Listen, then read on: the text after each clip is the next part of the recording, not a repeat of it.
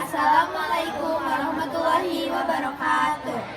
Kami dari kelompok 7 dengan saya Fioni Gadisa, saya Sulfioni, Saya Sabila Aulia Putri. saya Astra Bunda. Dalam video ini kami akan menjelaskan mengenai revolusi-revolusi besar di dunia dan pembentukan paham keindonesiaan dengan saya Fioni dan rekan saya Asti sebagai moderator.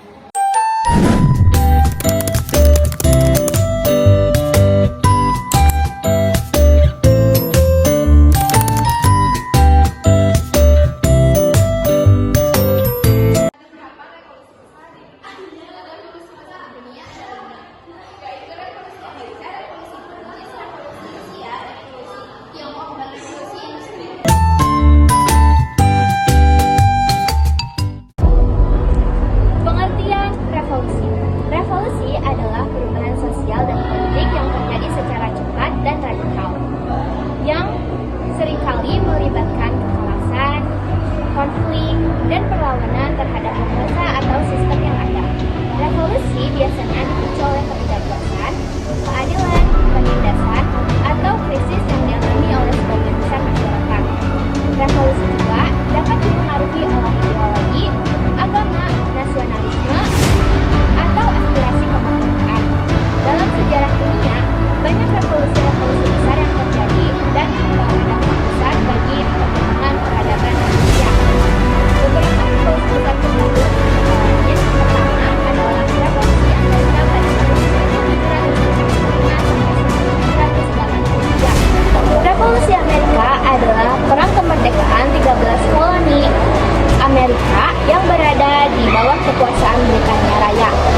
Revolusi ini dipicu oleh ketidaksetujuan koloni terhadap kebijakan pajak dan perdagangan yang diberlakukan oleh Parlemen Britania Raya tanpa perwakilan dari koloni. Koloni juga menuntut hak-hak sipil dan politik yang sama dengan warga Britania di tanah airnya. Revolusi Amerika dimulai dengan perang Lexington dan Concord pada April 1775. Perang berlanjut hingga Oktober 1781. Ketika pasukan Britania menyerah setelah terkepung oleh pasukan Amerika dan Prancis. Perjanjian Paris pada 1783 mengakhiri perang secara resmi dan mengakui kemerdekaan Amerika Serikat. Revolusi Amerika memiliki dampak besar bagi dunia karena menjadi contoh bagi revolusi-revolusi lain yang menuntut kemerdekaan dari penjajahan. Revolusi ini juga melahirkan konstitusi tertulis pertama di dunia yang mengatur sistem pemerintahan Republik Federal dengan pembagian kekuasaan antara eksekutif, legislatif, dan yudikatif. Revolusi ini juga mempengaruhi perkembangan demokrasi, hak asasi manusia, nasionalisme, dan federalisme di berbagai negara. Revolusi Prancis. Revolusi Prancis adalah pada tahun 1789 sampai 1799. Revolusi Prancis adalah merupakan suatu pergerakan sosial dan politik yang menggulingkan sebuah monarki absolut di Prancis dan membentuk republik dengan prinsip-prinsip kebebasan, persaudaraan, dan kesetaraan. Revolusi ini dipicu oleh ketimpangan sosial dan ekonomi dari 3 golongan masyarakat, yaitu kaum bangsawan, kaum rohaniwan, dan kaum rakyat jelata. Rakyat jelata membayar pajak tertinggi, namun tidak memiliki hak politik dan politik sama sekali. Revolusi Prancis dimulai dengan penyerbuan Bastille pada 14 Juli 1789 sampai September 1792. Setelah perang dengan negara-negara tetangga yang mendukung raja, Prancis menjadi republik pertama di Eropa. Namun, revolusi juga disertai dengan kekerasan dan teror, terutama pada masa pemerintahan 1793 sampai 1794, di mana ribuan orang dieksekusi tanpa pengadilan atas tuduhan kontra revolusioner. Revolusi Prancis ini memiliki dampak besar bagi dunia karena menjadi inspirasi bagi revolusi-revolusi yang menentang monarki atau feodalisme. Revolusi ini juga memperkenalkan konsep kedaulatan rakyat, hak asasi manusia, nasionalisme, dan sekularisme, republikanisme di dunia. Revolusi Prancis juga mempengaruhi perkembangan seni, sastra, filsafat, dan ilmu pengetahuan di Eropa dan di dunia. Revolusi Rusia pada tahun 1917. Revolusi Rusia adalah revolusi yang menggulingkan monarki Rusia dan membentuk Uni Soviet, negara sosialis pertama di dunia. Revolusi Rusia dipicu oleh ketidakpuasan rakyat terhadap pemerintahan Tsar Nikolai II yang dianggap tidak mampu untuk menyelesaikan permasalahan sosial, ekonomi, dan politik yang dimiliki Rusia pada saat itu. Rusia juga terlibat dalam Perang Dunia I yang mengakibatkan dan memakan banyak korban jiwa serta banyaknya penderitaan yang dialami oleh rakyat. Revolusi Rusia terdiri menjadi dua bagian revolusi utama. Di antaranya, pertama adalah Revolusi Februari. Revolusi Februari dimulai dengan demonstrasi besar-besaran pada Februari 1917. Tsar Nikolai II terpaksa turun tahta dan digantikan oleh pemerintahan sementara yang diketuai oleh Alexander Kersken.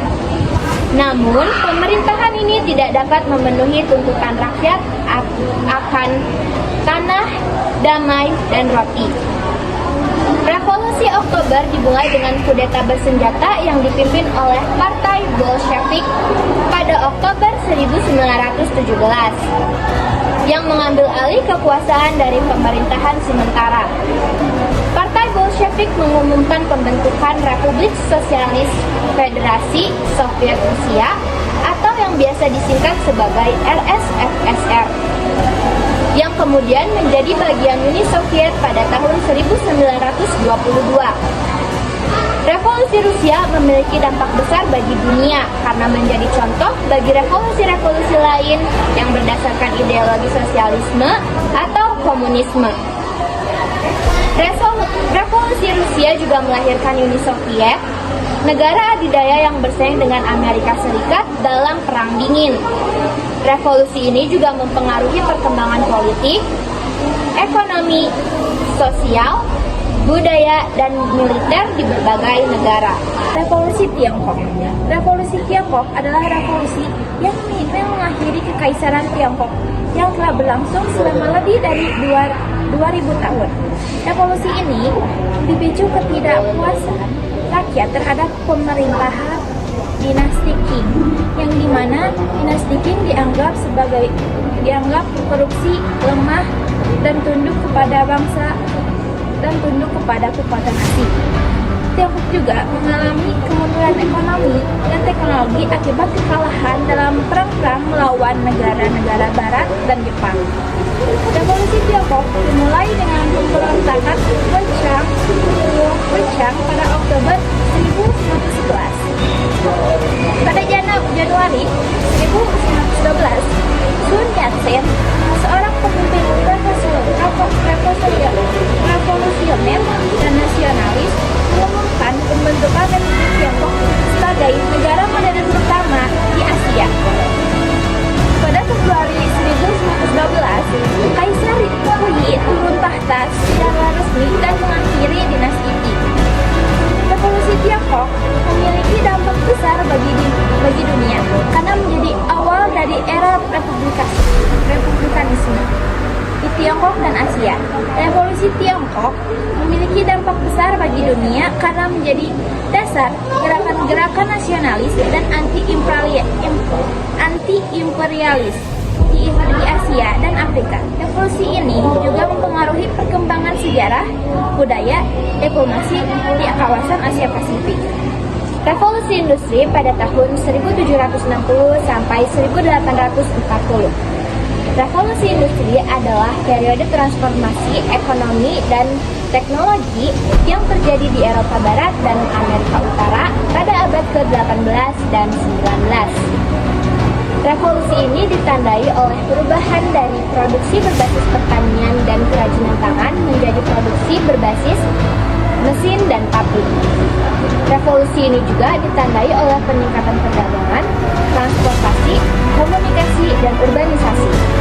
Revolusi industri dipicu oleh berbagai faktor, seperti penemuan ilmiah, inovasi-inovasi teknologi, perkembangan modal dan pasar, serta kebijakan-kebijakan politik yang mendukung industrialisasi. Revolusi industri memiliki dampak yang besar bagi dunia, karena meningkatkan produktivitas, pendapatan, dan kesejahteraan masyarakat. Revolusi industri juga melahirkan kelas-kelas sosial baru seperti buruh pabrik, pengusaha, dan profesional. Revolusi ini juga menimbulkan berbagai masalah sosial dan lingkungan, seperti kemiskinan, ketimpangan, polusi, dan eksploitasi. Revolusi ini juga mempengaruhi perkembangan politik, ekonomi, sosial, budaya, dan ilmu pengetahuan di dunia. Paham keindonesiaan tidak lain adalah gambar-gambaran cita-cita dan angan-angan tentang suatu sebuah negara baru yang bernama Indonesia yang akan dibentuk. Paham keindonesiaan itu tumbuh mula dari kesadaran akan identitas yang sama, yaitu kaum penjajah, yang akan melahirkan satu tekad untuk membebaskan diri dari kaum penjajah dan membentuk sebuah satu negara. Terbentuknya paham keindonesiaan tidak lepas dari peran kaum penjajah. Kaum pelajar bumi putra mempelajari dan menyerapi semangat revolusi Prancis dan Amerika secara penuh atau membawanya ke tingkat baru. Artinya, bukan hanya kebebasan bagi kaum penjajah, melainkan juga kebebasan bagi kaum dijajah. Revolusi saya akan menjelaskan terlebih dahulu revolusi Amerika yang mempengaruhi pembentukan paham keindonesiaan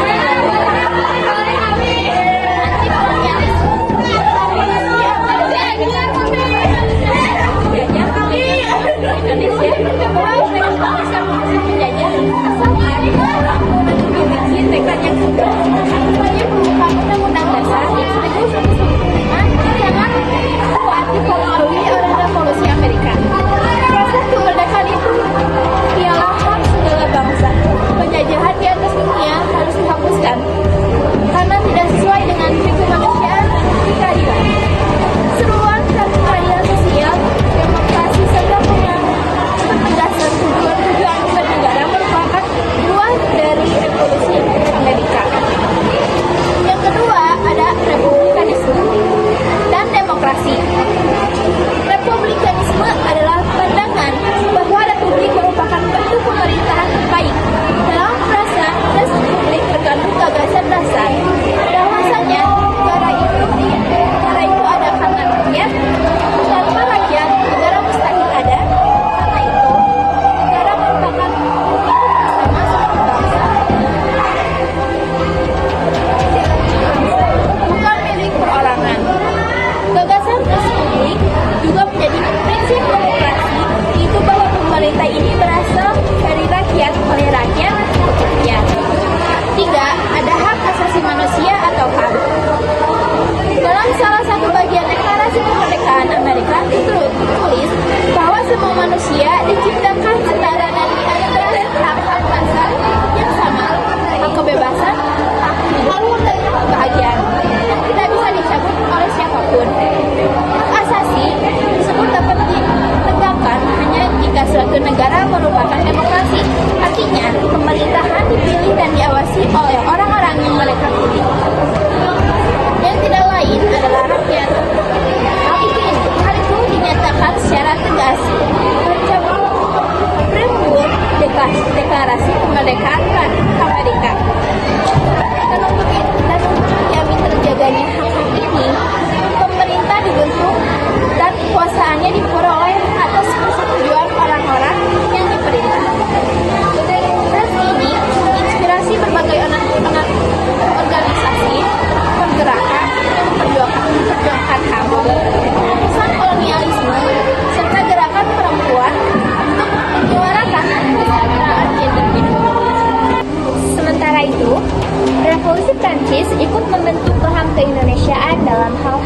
sebagai berikut. Pertama, republikanisme. Paham ini menegaskan bahwa hak rakyat sebagai pemegang kedaulatan tertinggi. Tidak ada penguasa yang memerintah tanpa persetujuan rakyat. Kedua, anti-feodalisme dan penghargaan terhadap hak asasi manusia. Inti dari sikap anti-feodalisme adalah di mata hukum dan dalam proses menjalankan negara, semua diperlakukan sama. Tidak ada diskriminasi dan tidak ada privilege tertentu yang dibawa sejak lahir.